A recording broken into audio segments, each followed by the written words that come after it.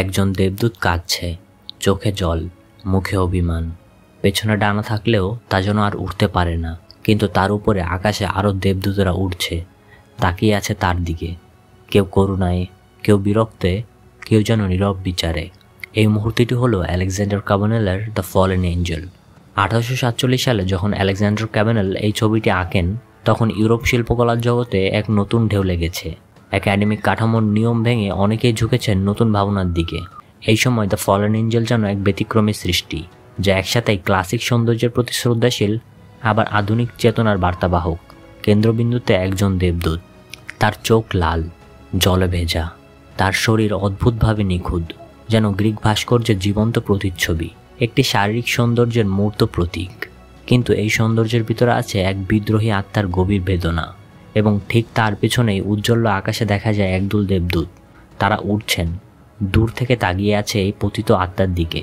এই দেবদূতরা আমাদের বলে দেয়, সমাজ সবসময় নজর রাখে পতনের উপর, কিন্তু কজন এগিয়ে আসে সহানুভূতি নিয়ে।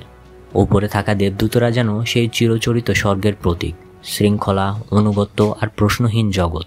তারা স্বর্গে স্থিতিশীল, নিয়ম মানে, আদেশ মেনে চলে। তাদের মুখে অনুভূতির শুকনো অভাব, কারো কারো চোখে হয়তো খানিক করুণাও দেখা যায়, কিন্তু বেশিরভাগের মুখেই ঔদ্ধত্য, দূরত্ব আর নীরব বিচারের সুস্পষ্ট ভাষা। তারা এই পতিত দেবদূতের ভাই, একসময় হয়তো সঙ্গীও ছিল, কিন্তু আজ তারা নীরব দর্শক, যেন এক নৈতিক পুলিশের দল। ঠিক যেমন আমাদের সমাজে তথাকথিত বিচ্যুত বা ব্যর্থ কাউকে দেখলে দ্রুত রায় দিয়ে দিই, তাদের পরিস্থিতির গভীরে না গিয়েই সমালোচনা করি। ঐতিহ্যগতভাবে এই ছবিটিকে লুসিফার বা শয়তানের স্বর্গ থেকে পতনের এক দৃশ্য হিসেবে দেখা হয়, কিন্তু ক্যাবানেল যেভাবে তাকে ক্যানভাসে ফুটিয়ে তুলেছেন, তাতে শয়তানের নিছক এক মন্দ সত্তা নয়, বরং এক জটিল, বহুস্তর বিশিষ্ট দার্শনিক চিত্র। তার পতন কোনো সরল পাপের কাহিনী নয়, বরং তা যেন কর্তৃত্বের বিরুদ্ধে এক সাহসী বিদ্রোহের চিত্রায়ন। সে প্রশ্ন করেছেন, প্রতিষ্ঠিত নিয়মের অবমাননা করেছেন, এবং সেই জন্যই চরম মূল্য দিয়েছেন, স্বর্গ থেকে নির্বাসন। এই লুসিফার কেবল ধর্মীয় মিথের অংশ নয়, সে আমাদের ভিতরে সেই অংশকে প্রতিনিধিত্ব করে যারা প্রশ্ন করতে ভয় পায় না, যারা সমাজের চাপানো নিয়ম ভাঙতে দ্বিধা করে না, যারা নিজেদের ভিতরে সত্তাকে খুঁজে নিতে ব্যাকুল। চিত্রে এই দেবদূতের চোখ সবচেয়ে বেশি কথা বলে। সেখানে জমা হয়েছে অশ্রু জলের গভীরতা, কিন্তু একসাথেই প্রখর আত্মবিশ্বাস, লজ্জার শেষ মাত্রা নেই। যেন সে তার কৃতকর্মের সম্পূর্ণ দায়ভার নিচ্ছেন, কিন্তু কোনো অনুশোচনা তাকে দুর্বল করতে পারেনি। তার দৃষ্টি সামনের দিকে স্থির, যেন ভবিষ্যতের দিকে তাকিয়ে, কিন্তু তার মনের গভীরে হয়তো ফেলে আসা স্বর্গের জন্য এক অব্যক্ত বেদনা লুকিয়ে আছে। শরীর তার শক্তিশালী, অনিন্দ সুন্দর, যেন ঈশ্বরের নিখুঁত সৃষ্টি, কিন্তু এই ঐশ্বরিক শারীরিক সৌন্দর্য এক গভীর দ্বন্দ্ব তৈরি করে। এত রূপ, এত মাধুর্য থাকা সত্ত্বেও কেন তাকে ত্যাগ করা হলো? এই দৃশ্য আমাদের সৌন্দর্যের আপেক্ষিকতা এবং সমাজের নির্মমতাকে চোখে আঙ্গুল তুলিয়ে দেখায়। ধর্মের অনুশাসন অনুযায়ী যে স্বর্গীয় নিয়ম ভঙ্গ করে, তার শাস্তি অনিবার্য, কিন্তু ক্যাবানেল এই চিত্রে একটি গুরুত্বপূর্ণ প্রশ্ন উত্থাপন করেন। কেবল নিয়ম মেনে চলাই কি ন্যায় বিচার? সমাজ প্রায়শই ভালো এবং খারাপের সংজ্ঞা নির্ধারণ করে বাহ্যিক নিয়মকানুনের ভিত্তিতে, হৃদয়ের গভীর অনুভূতি বা ব্যক্তিগত পরিস্থিতির বিবেচনা করে না। এই ছবির পতিত দেবদূত যেন আজকের সেই মানুষ, যে আপাত দৃষ্টিতে ভালো হওয়ার পরেও সমাজের মূল স্রোত থেকে ছিটকে যায়, নীতিবান হওয়ার পরেও তাকে শাস্তি বোধ করতে হয়। ক্যাবানেলের রঙের ব্যবহার এবং আলোক ছায়ার খেলা এই চিত্রের দার্শনিক তাৎপর্যকে আরও গভীর করে তোলে।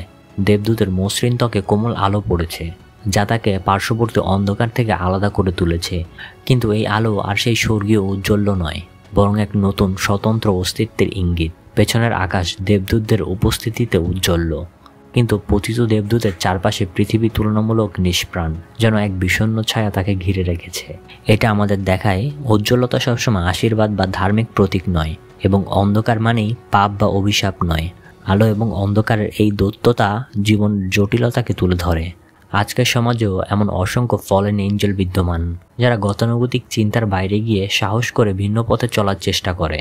তাদের পথে ব্যর্থতা আসতে পারে, সমাজের ভ্রুকুটি তাদের সহ্য করতে হয়, কিন্তু তারা নিজস্ব মানবতাকে বিসর্জন দেয় না।